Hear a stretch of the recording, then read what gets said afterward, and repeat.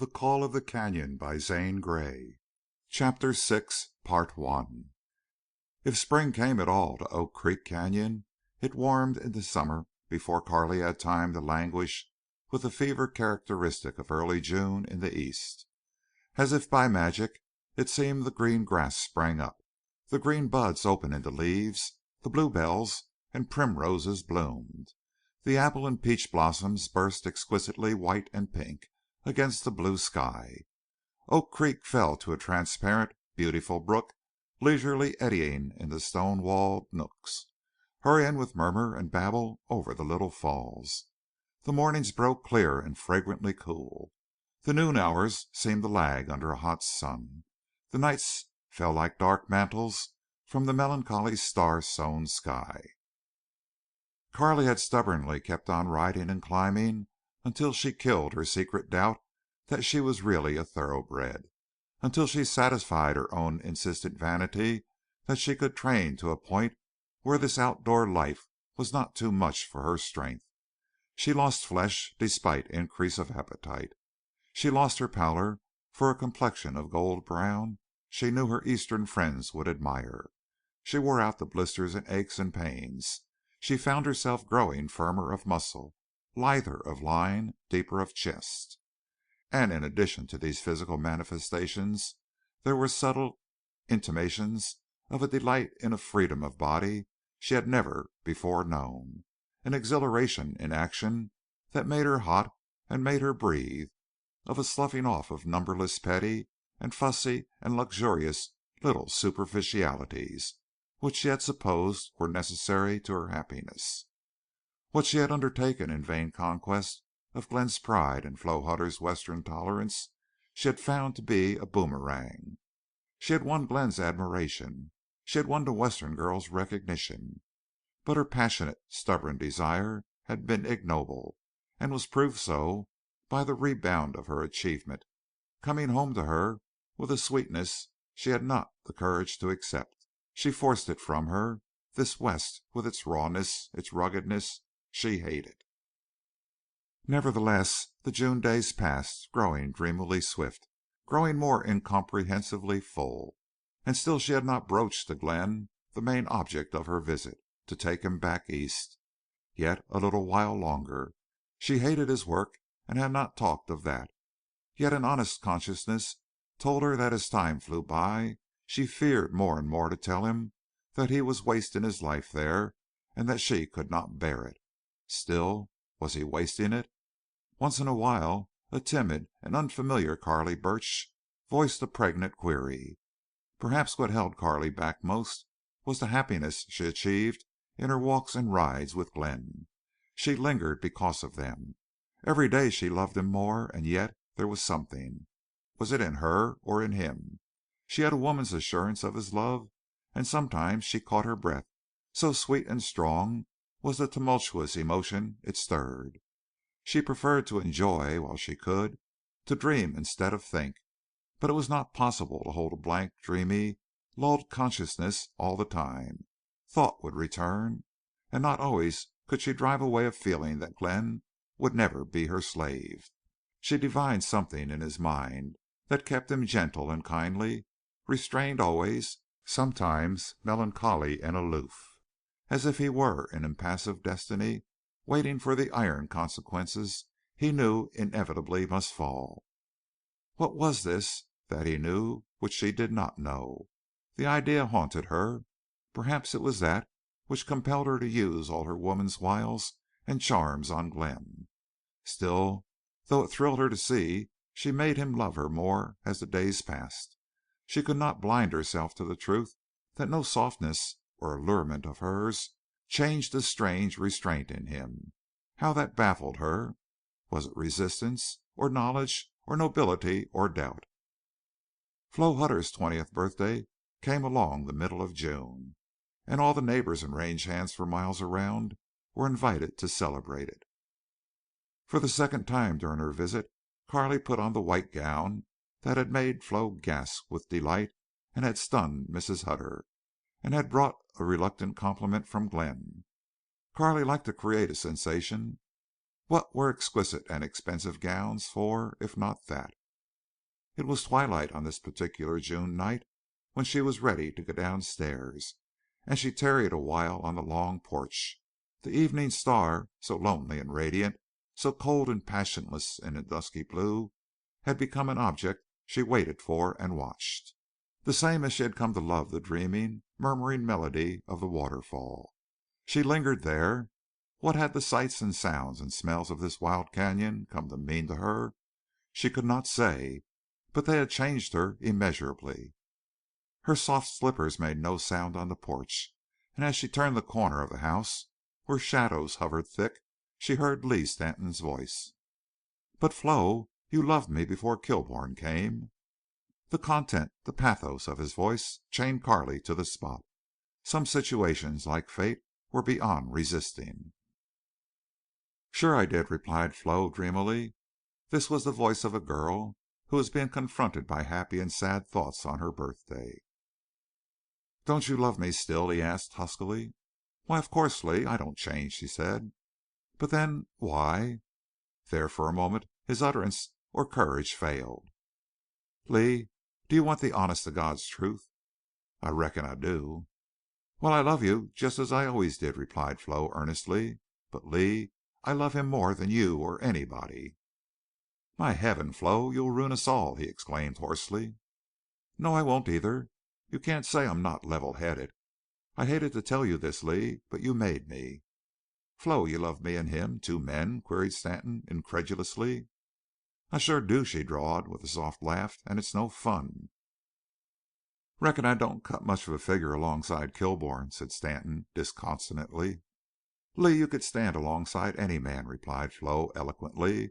"You're Western, and you're steady and loyal, and you'll some day you'll be like Dad. Could I say more? But, Lee, this man is different. He is wonderful. I can't explain it, but I feel it. He has been through hell's fire. Oh, will I ever forget his ravings when he lay so ill? He means more to me than just one man. He's American. You're American, too, Lee. And you trained to be a soldier, and you would have made a grand one, if I know old Arizona. But you were not called to France. Glenn Kilbourne went. God only knows what that means, but he went. And there's the difference. I saw the wreck of him. I did a little to save his life and his mind. I wouldn't be an American girl if I didn't love him. Oh, Lee, can't you understand?" "I reckon so. I'm not begrudging Glenn what you care. I'm only afraid I'll lose you." "I never promised to marry you, did I?" "Not in words, but kisses ought to." "Yes, kisses mean a lot," she replied. "And so far I stand committed. I suppose I'll marry you some day and be blamed lucky.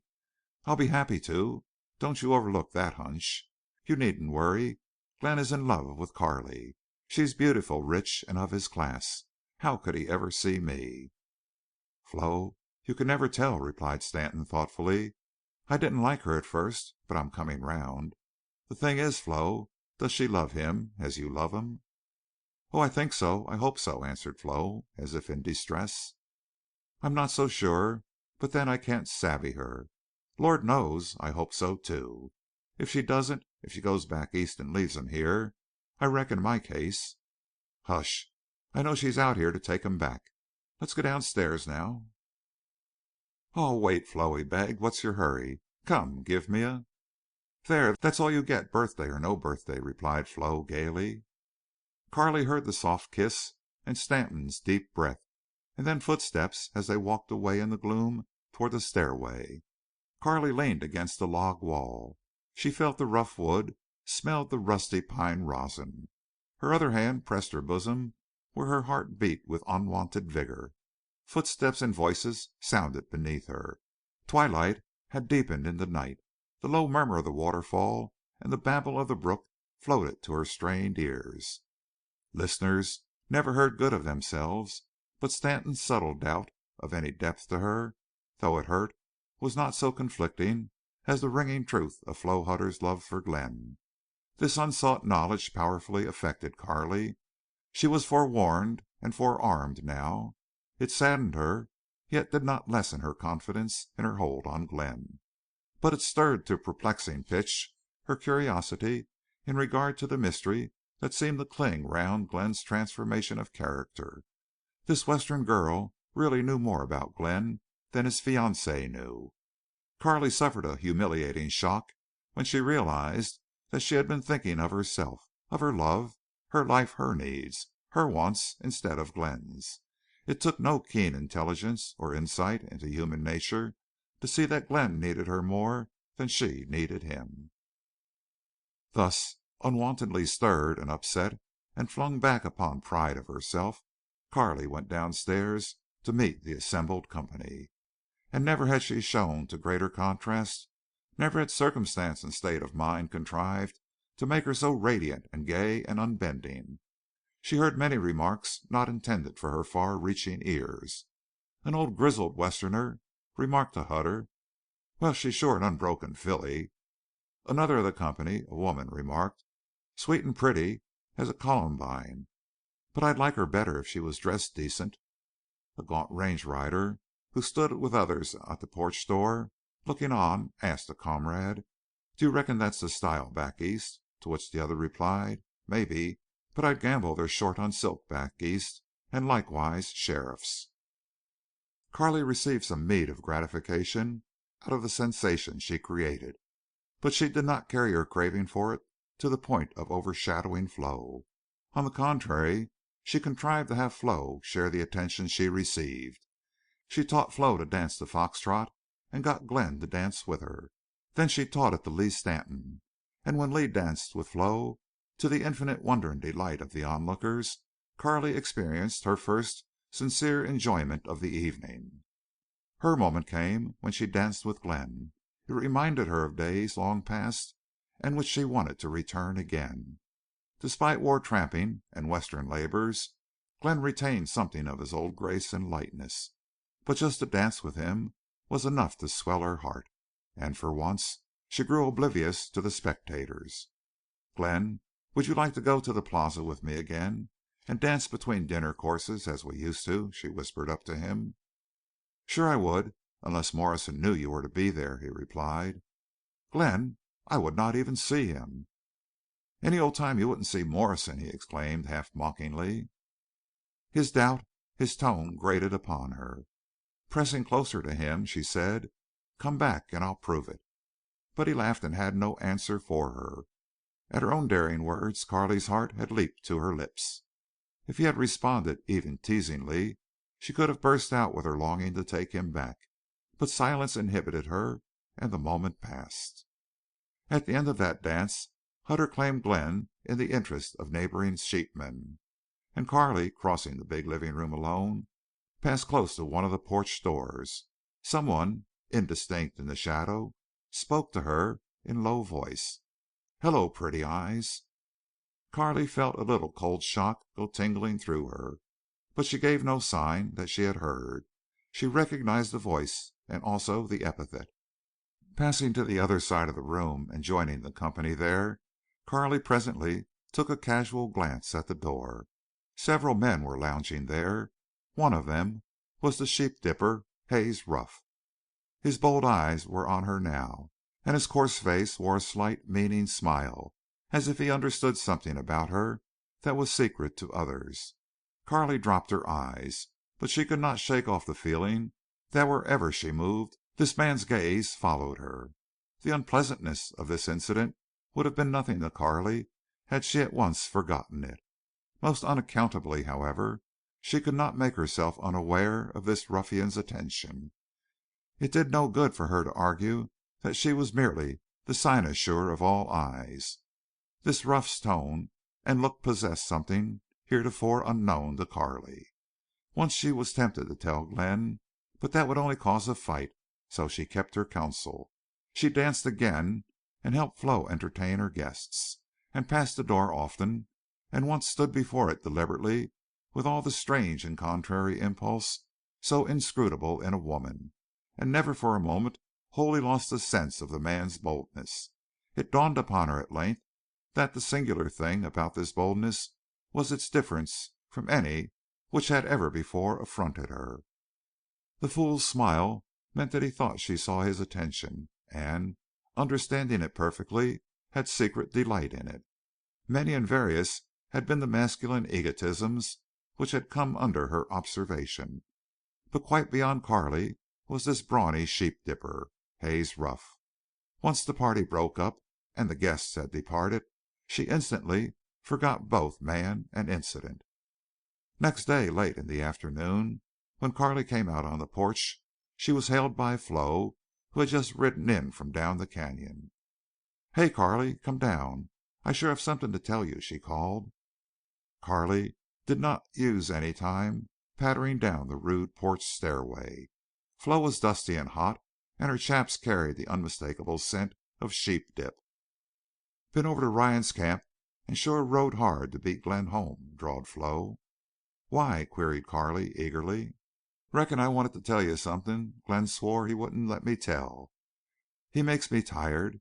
He thinks you can't stand things." "Oh, has he been hurt?" "He's skinned and bruised up some, but I reckon he's not hurt." "Flo, what happened?" demanded Carley anxiously. "Carley, do you know Glenn can fight like the devil?" asked Flo. "No, I don't. But I remember he used to be athletic. Flo, you make me nervous. Did Glenn fight?" "I reckon he did," drawled Flo. "With whom?" "Nobody else but that big hombre, Haze Ruff." "Oh!" gasped Carley, with a violent start. "That ruffian! Flo, did you see? Were you there?" "I sure was. And next to a horse race I like a fight," replied the Western girl.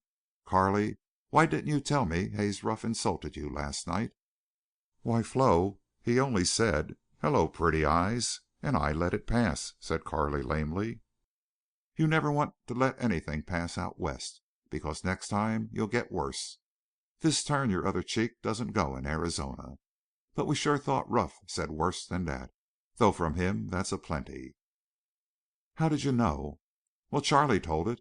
He was standing out here by the door last night, and he heard Ruff speak to you. Charley thinks a heap of you, and I reckon he hates Ruff. Besides, Charley stretches things. He sure riled Glenn." "And I want to say, my dear, you missed the best thing that's happened since you got here." "Hurry, tell me," begged Carley, feeling the blood come to her face. "I rode over to Ryan's place for Dad, and when I got there I knew nothing about what Ruff said to you," began Flo, and she took hold of Carley's hand. "Neither did Dad. You see, Glenn hadn't got there yet. Well, just as the men finished dipping a bunch of sheep, Glenn came riding down, lickety-cut." "Now what the hell's wrong with Glenn?" said Dad, getting up from where we sat. "Shore I knew Glenn was mad, though I never before saw him that way. He looked sort of grim and black. Well, he rode right down on us and piled off. Dad yelled at him, and so did I. But Glenn made for the sheep pen. You know where we watched Haze Ruff and Lorenzo slinging the sheep into the dip. Ruff was just about to climb over the fence when Glenn leaped up on it. 'Say, Ruff,' he said, sort of hard, 'Charley and Ben tell me they heard you speak disrespectfully to Miss Burch last night.' Dad and I ran to the fence, but before we could catch hold of Glenn he jumped down into the pen." "I'm not caring much for what them herders say," replied Ruff. "Do you deny it?" demanded Glenn. "Ain't denying nothing, Kilbourne," growled Ruff. "I might argue against me being disrespectful. That's a matter of opinion." "You'll apologize for speaking to Miss Burch, or I'll beat you up and have Hutter fire you." "Well, Kilbourne, I never eat my words," replied Ruff. Then Glenn knocked him flat. You ought to have heard that crack. Sounded like Charley hitting a steer with a club. Dad yelled, "Look out, Glenn! He packs a gun!" Ruff got up mad clear through, I reckon. Then they mixed it. Ruff got in some swings, but he couldn't reach Glenn's face. And Glenn battered him right and left, every time in his ugly mug.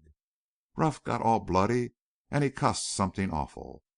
Glenn beat him against the fence, and then we all saw Ruff reach for a gun or knife. All the men yelled, and sure I screamed. But Glenn saw as much as we saw. He got fiercer. He beat Ruff down to his knees and swung on him hard. Deliberately knocked Ruff into the dip ditch. What a splash! It wet all of us. Ruff went out of sight.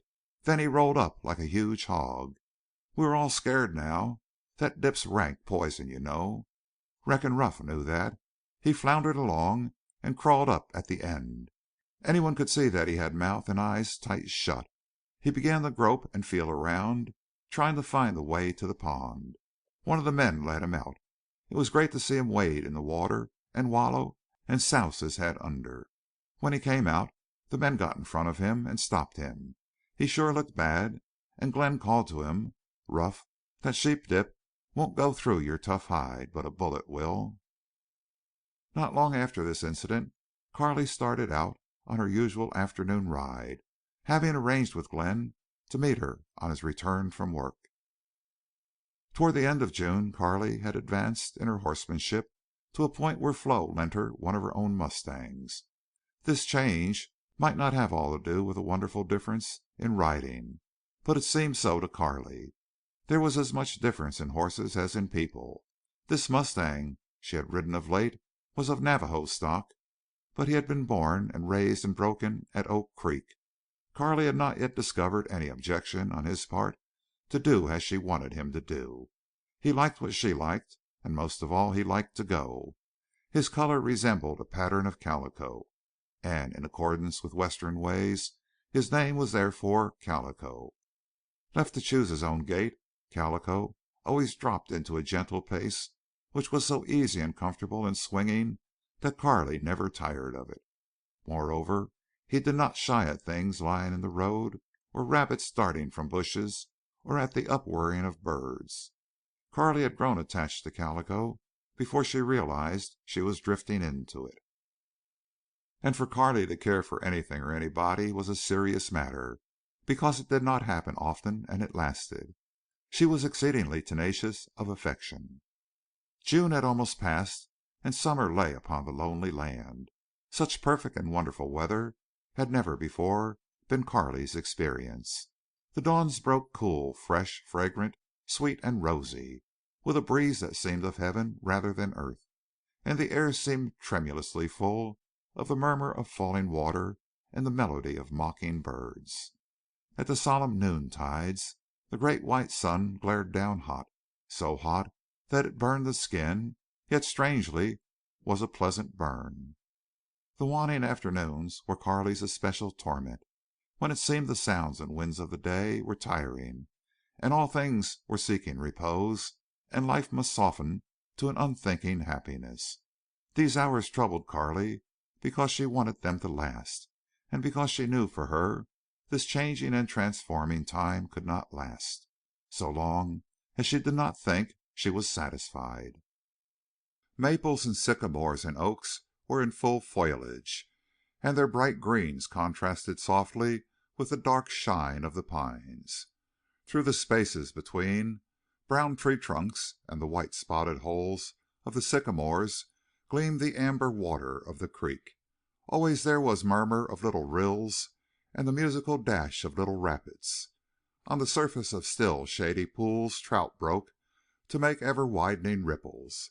Indian paintbrush, so brightly carmine in color, lent touch of fire to the green banks, and under the oaks, in cool, dark nooks where mossy boulders lined the stream, there were stately nodding yellow columbines. And high on the rock ledges shot up the wonderful mescal stalks, beginning to blossom, some with tints of gold and others with tones of red. Riding along down the canyon under its looming walls, Carley wondered that if unawares to her, these physical aspects of Arizona could have become more significant than she realized. The thought had confronted her before. Here, as always, she fought it and denied it by the simple defense of elimination. Yet refusing to think of a thing when it seemed ever present was not going to do forever. Insensibly and subtly it might get a hold of her, never to be broken. Yet it was infinitely easier to dream than to think. But the thought encroached upon her that it was not a dreamful habit of mind she had fallen into of late. When she dreamed or mused, she lived vaguely and sweetly over past happy hours, or dwelt in enchanted fancy upon a possible future. Carley had been told by a Columbia professor that she was a type of the present age, a modern young woman of materialistic mind. Be that as it might, she knew that many things seemed loosening from the narrowness and tightness of her character, sloughing away like scales, exposing a new and strange and susceptible softness of fiber. And this blank habit of mind when she did not think, and now she realized that she was not dreaming, seemed to be the body of Carley Burch, and her heart and soul stripped of a shell. Nerve and emotion and spirit received something from her surroundings.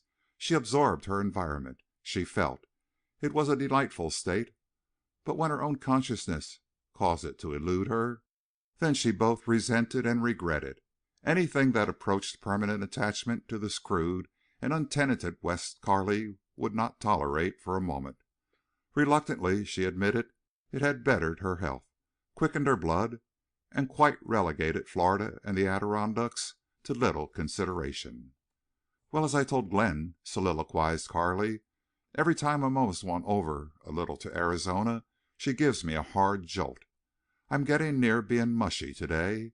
Now let's see what I'll get. I suppose that means my pessimism or materialism.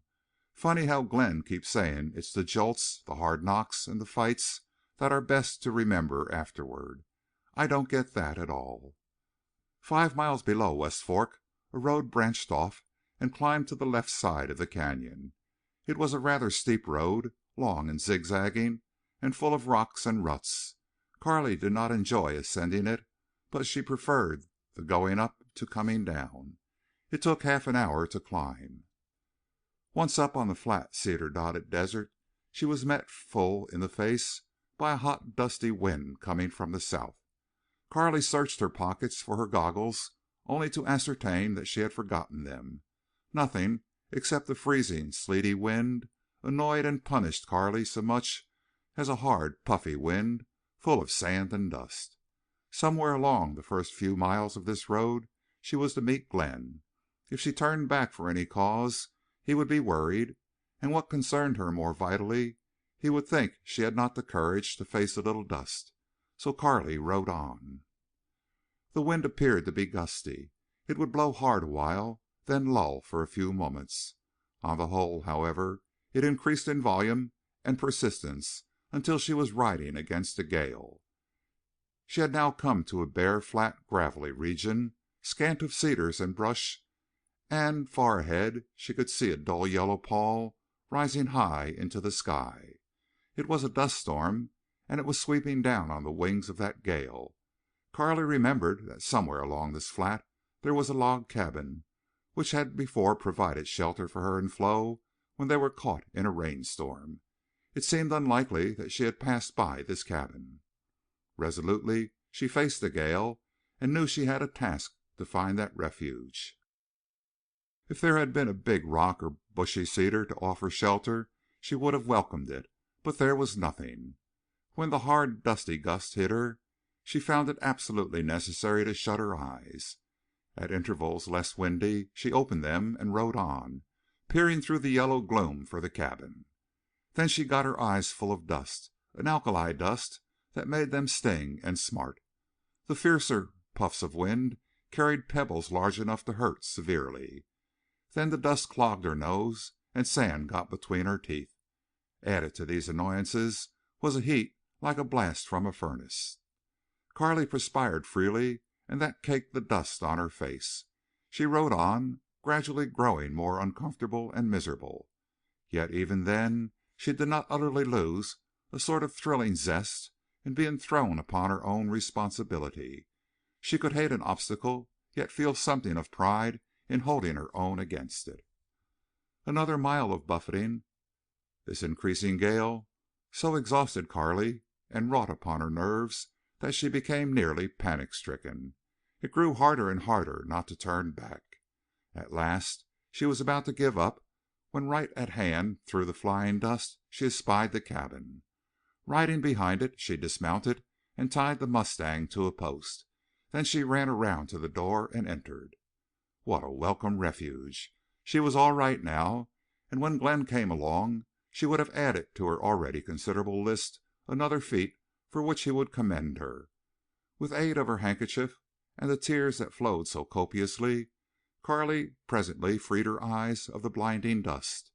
But when she essayed to remove it from her face, she discovered she would need a towel and soap and hot water. The cabin appeared to be enveloped in a soft, swishing, hollow sound. It seeped and rustled. Then the sound lulled, only to rise again. Carley went to the door, relieved and glad to see that the dust storm was blowing by. The great sky-high pall of yellow had moved on to the north. Puffs of dust were whipping along the road, but no longer in one continuous cloud. In the west, low down, the sun was sinking, a dull magenta in hue, quite weird and remarkable. "I knew I'd get the jolt all right," soliloquized Carley, wearily, as she walked to a rude couch of poles and sat down upon it. She had begun to cool off, and there, feeling dirty and tired, and slowly wearing to the old depression, she composed herself to wait. Suddenly she heard the clip-clop of hoofs. "There, that's Glenn!" she cried, gladly, and rising, she ran to the door. She saw a big bay horse bearing a burly rider. He discovered her at the same instant and pulled his horse. "Ho, ho! If it ain't Pretty Eyes!" he called out in a gay, coarse voice. Carley recognized the voice and then the epithet. Before her sight established the man as Haze Ruff. A singular stultifying shock passed over her. "Well, by all that's lucky," he said, dismounting. "I knowed we'd meet some day. I can't say I just laid for you, but I've kept my eyes open." Manifestly he knew she was alone, for he did not glance into the cabin. "I'm waiting for Glenn," she said, with lips she tried to make stiff. "Shore I reckoned that," he replied, genially. "But he won't be along yet a while." He spoke with a cheerful inflection of tone, as if the fact designated was one that would please her, and his swarthy, seamy face expanded into a good-humored, meaning smile. Then, without any particular rudeness, he pushed her back from the door into the cabin and stepped across the threshold. "How dare you!" cried Carley. A hot anger that stirred in her seemed to be beaten down and smothered by a cold, shaking internal commotion, threatening collapse. This man loomed over her, huge, somehow monstrous in his brawny, uncouth presence. His knowing smile and the hard, glinting twinkle of his light eyes, devilishly intelligent and keen, in no wise lessened the sheer brutal force of him physically. Sight of his bulk was enough to terrorize Carley. "Me? Oh, I'm a daring hombre and a devil with the women," he said, with a guffaw. Carley could not collect her wits. The instant of his pushing her back into the cabin and following her had shocked her and almost paralyzed her will. If she saw him now any less than fearful, she could not so quickly rally her reason to any advantage. "Let me out of here," she demanded. "Nope. I'm going to make a little love to you," he said, and he reached for her with great hairy hands. Carley saw in them the strength that had so easily swung the sheep. She saw, too, that they were dirty, greasy hands, and they made her flesh creep. "Glenn will kill you," she panted. "What for?" he queried, in real or pretended surprise. "Aw, I know women. You'll never tell him." "Yes, I will." "Well, maybe. I reckon you're lying, Pretty Eyes," he replied, with a grin. "Anyhow, I'll take a chance." "I tell you he'll kill you," repeated Carley, backing away until her weak knees came against the couch. "What for, I ask you?" he demanded. "For this insult." "Huh! I'd like to know who insulted you. Can't a man take an invitation to kiss and hug a girl without insulting her?" "Invitation? Are you crazy?" queried Carley, bewildered. "Nope. I'm not crazy. And I shore said invitation. I meant that white shimmy dress you wore the night of Flo's party. That's my invitation to get a little fresh with you, Pretty Eyes." Carley could only stare at him. His words seemed to have some peculiar, unanswerable power. "Well, if it wasn't an invitation, what was it?" he asked, with another step that brought him within reach of her. He waited for her answer, which was not forthcoming. "Well, you're getting kind of pale around the gills," he went on, derisively. "I reckon you was a real sport. Come here." He fastened one of his great hands in the front of her coat and gave her a pull. So powerful was it that Carley came hard against him, almost knocking her breathless. Then he held her a moment and then put his other arm around her. It seemed to crush both breath and sense out of her. Suddenly limp, she sank strengthless. She seemed reeling in darkness. Then she felt herself thrust away from him with violence. She sank on the couch, and her head and shoulders struck the wall. "Say, if you're going to keel over like that, I pass," declared Ruff in disgust. "Can't you Eastern women stand nothing?" Carley's eyes opened and beheld this man in an attitude of supremely derisive protest. "You look like a sick kitten," he added. "When I get me a sweetheart or wife I want her to be a wildcat." His scorn and repudiation of her gave Carley intense relief. She sat up and endeavored to collect her shattered nerves. Ruff gazed down at her with great disapproval and even disappointment. "Say, did you have some fool idea I was going to kill you?" he queried, gruffly. "I'm afraid I did," faltered Carley. Her relief was a release. It was so strange that it was gratefulness. "Well, I reckon I wouldn't have hurt you. None of these flop over Janes for me. And I'll give you a hunch, Pretty Eyes. You might have run across a fella that was no gentleman." Of all the amazing statements that had ever been made to Carley, this one seemed the most remarkable. "What'd you wear that unnatural white dress for?" he demanded, as if he had a right to be her judge. "Unnatural?" echoed Carley. "Sure, that's what I said. Any woman's dress without top or bottom is unnatural. It's not right. Why, you look like—" here he floundered for adequate expression, "like one of the devil's angels. And I want to hear why you wore it." "For the same reason I'd wear any dress," she felt forced to reply.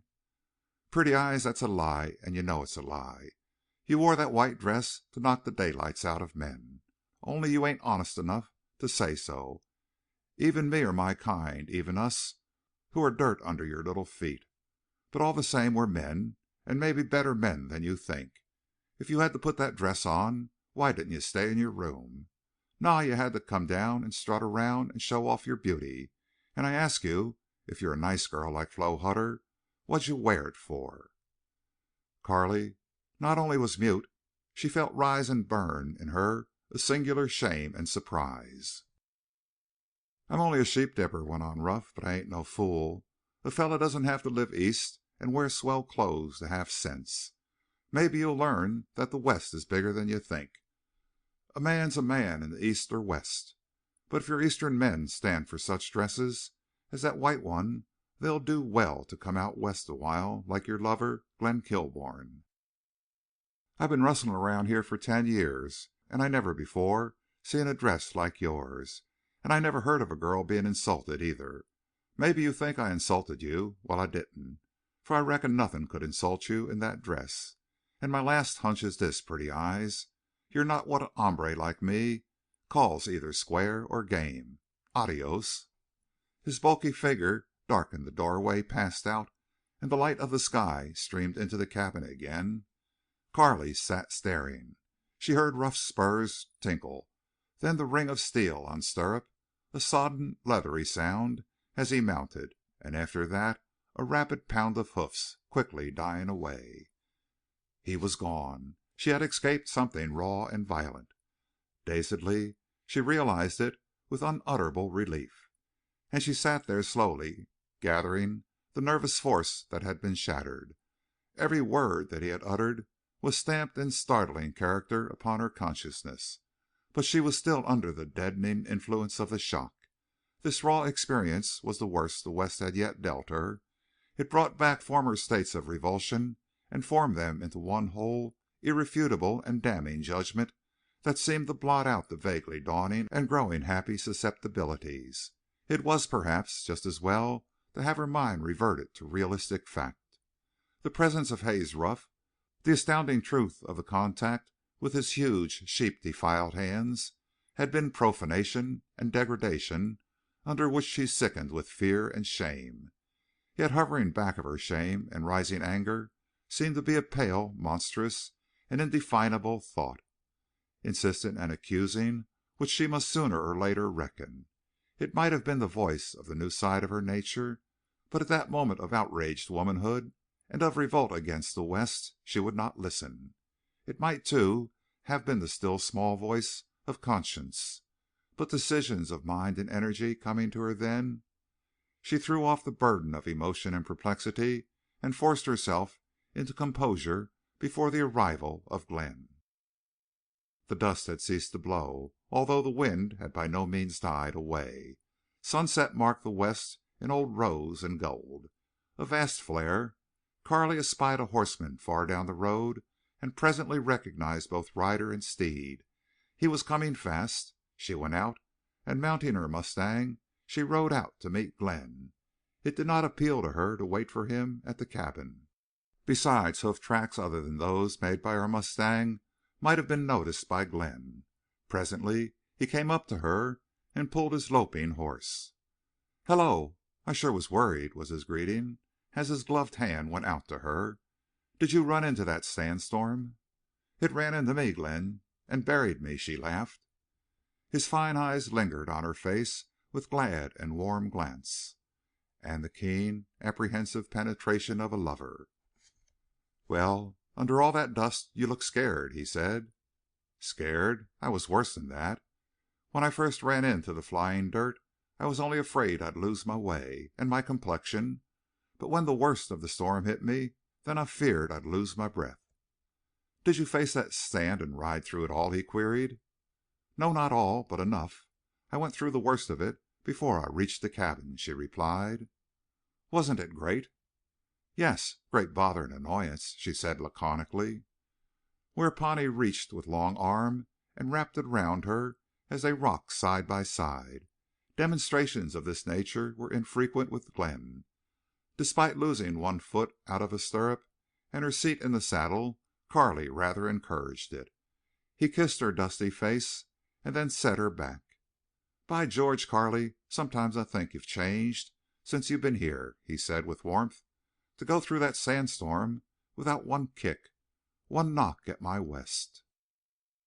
"Glenn, I always think of what Flo says. The worst is yet to come," replied Carley, trying to hide her unreasonable and tumultuous pleasure at words of praise from him. "Carley Burch, you don't know yourself," he declared enigmatically. "What woman knows herself? But do you know me?" "Not I. Yet sometimes I see depths in you, wonderful possibilities submerged under your poise, under your fixed, complacent, idle attitude toward life." This seemed for Carley to be dangerously skating near thin ice, but she could not resist a retort. "Depth in me? Why, I am a shallow, transparent stream like your West Fork. As for possibilities, may I ask you what of them you imagine you see? As a girl, before you were claimed by the world, you were earnest at heart. You had big hopes and dreams, and you had intellect, too. But you have wasted your talents, Carley. Having money and spending it, living for pleasure, you have not realized your powers. Now don't look hurt. I'm not censuring you. It's just the way of modern life. And most of your friends have been more careless, thoughtless, useless than you. The aim of their existence is to be comfortable, free from work, worry, pain. They want pleasure, luxury. And what a pity it is. The best of you girls regard marriage as an escape instead of responsibility. You don't marry to get your shoulders square against the old wheel of American progress, to help some man make good, to bring a troop of healthy American kids into the world. You bare your shoulders to the gaze of the multitude and like it best if you are strung with pearls." "Glenn, you distress me when you talk like this," replied Carley soberly. "You did not used to talk so. It seems to me you are bitter against women." "Oh no, Carley, I'm only sad," he said. "I only see where once I was blind. American women are the finest on earth, but as a race, if they don't change, they're doomed to extinction." "How can you say such things?" demanded Carley with spirit. "I say them because they are true, Carley. On the level now, tell me how many of your immediate friends have children?" Put to a test, Carley rapidly went over in mind her circle of friends, with the result that she was somewhat shocked and amazed to realize how few of them were even married and how the babies of her acquaintance were limited to 3. It was not easy to admit this to Glenn. "My dear," replied he, "if that does not show you the handwriting on the wall, nothing ever will." "A girl has to find a husband, doesn't she?" asked Carley, roused to defense of her sex. "And if she's anybody, she has to find one in her set. Well, husbands are not plentiful. Marriage certainly is not the end of existence these days. We have to get along somehow. The high cost of living is no inconsiderable factor to day. Do you know that most of the better class apartment houses in New York will not take children? Women are not all to blame. Take the speed mania. Men must have automobiles. I know one girl who wanted a baby, but her husband wanted a car. They couldn't afford both. Carley, I'm not blaming women more than men, returned Glenn. I don't know that I blame them as a class. But in my own mind I have worked it all out. Every man or woman who is genuinely American should read the signs of the times, realize the crisis, and meet it in an American way. Otherwise we are done as a race. Money is God in the older countries, but it should never become God in America. If it does, we will make the fall of Rome pale into insignificance. Glenn, let's put off this argument, appealed Carley. I'm not just up to fighting you today. Oh, you needn't smile. I'm not showing a yellow streak, as Flo puts it. I'll fight you some other time. You're right, Carley, he assented. Here we are loafing 6 or 7 miles from home. Let's rustle along. Riding fast with Glenn was something Carley had only of late added to her achievements. She had greatest pride in it. So she urged her mustang to keep pace with Glenn's horse and gave herself up to the thrill of the motion and feel of the wind and sense of flying along. At a good swinging lope Calico covered ground swiftly and did not tire. Carley rode the 2 miles to the rim of the canyon, keeping alongside Glenn all the way. Indeed, for one long level stretch she and Glenn held hands. When they arrived at the descent, which necessitated slow and careful riding, she was hot and tingling and breathless, worked by the action into an exuberance of pleasure. Glenn complimented her riding as well as her rosy cheeks. There was indeed a sweetness in working at a task as she had worked to learn to ride in Western fashion. Every turn of her mind seemed to confront her with sobering antitheses of thought. Why had she come to love to ride down a lonely desert road, through ragged cedars, where the wind whipped her face with fragrant, wild breath, if at the same time she hated the West? Could she hate a country, however barren and rough, if it had saved the health and happiness of her future husband? Verily, there were problems for Carley to solve. Early twilight purple lay low in the hollows and clefts of the canyons. Over the western rim a pale ghost of the evening star seemed to smile at Carley, to bid her look and look. Like a strain of distant music, the dreamy hum of falling water, the murmur and melody of the stream, came again to Carley's sensitive ear. "Do you love this?" asked Glenn, when they reached the green forested canyon floor, with the yellow road winding away in the purple shadows. "Yes, both the ride and you," flashed Carley contrarily. She knew he had meant the deep-walled canyon with its brooding solitude. "But I want you to love Arizona," he said. "Glenn, I'm a faithful creature. You should be glad of that. I love New York." "Very well, then, Arizona to New York," he said, lightly brushing her cheek with his lips. And swerving back into his saddle, he spurred his horse and called back over his shoulder, "That mustang and Flo have beaten me many a time. Come on." It was not so much his words as his tone and look that roused Carley. Had he resented her loyalty to the city of her nativity? Always there was a little rift in the lute. Had his tone and look meant that Flo might catch him if Carley could not? Absurd as the idea was, it spurred her to recklessness. Her mustang did not need any more than to know she wanted him to run. The road was of soft yellow earth, flanked with green foliage and overspread by pines. In a moment she was racing at a speed she had never before half attained on a horse. Down the winding road Glenn's big steed sped, his head low, his stride tremendous, his action beautiful. But Carley saw the distance between them diminishing. Calico was overtaking the bay. She cried out in the thrilling excitement of the moment. Glenn saw her gaining and pressed his mount to greater speed.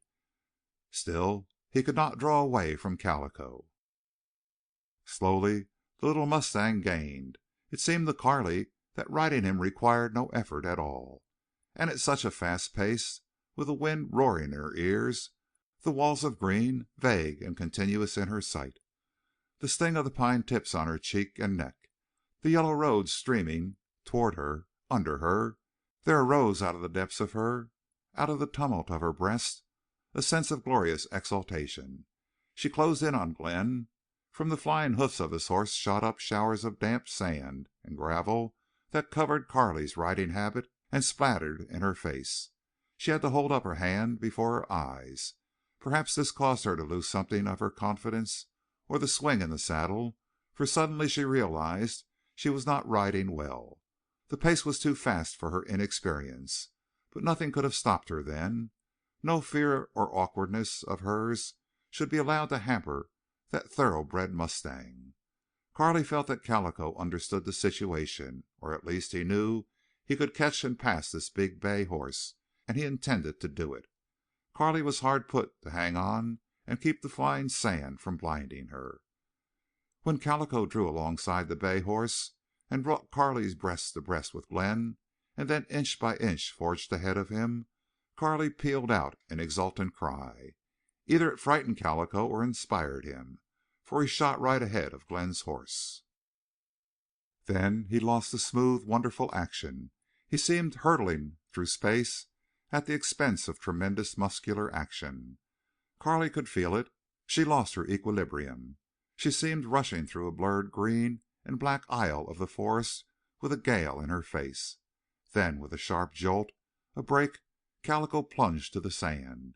Carley felt herself propelled forward out of the saddle into the air and down to strike with a sliding, stunning force that ended in sudden, dark oblivion.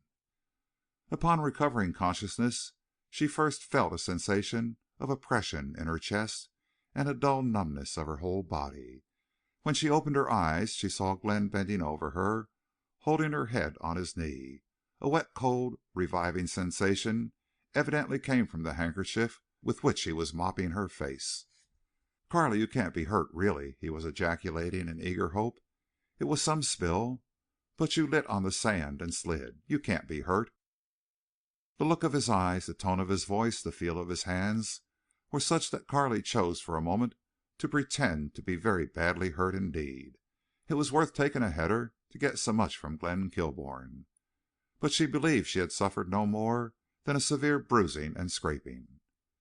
"Glenn, dear," she whispered, very low and very eloquently, "I think my back is broken.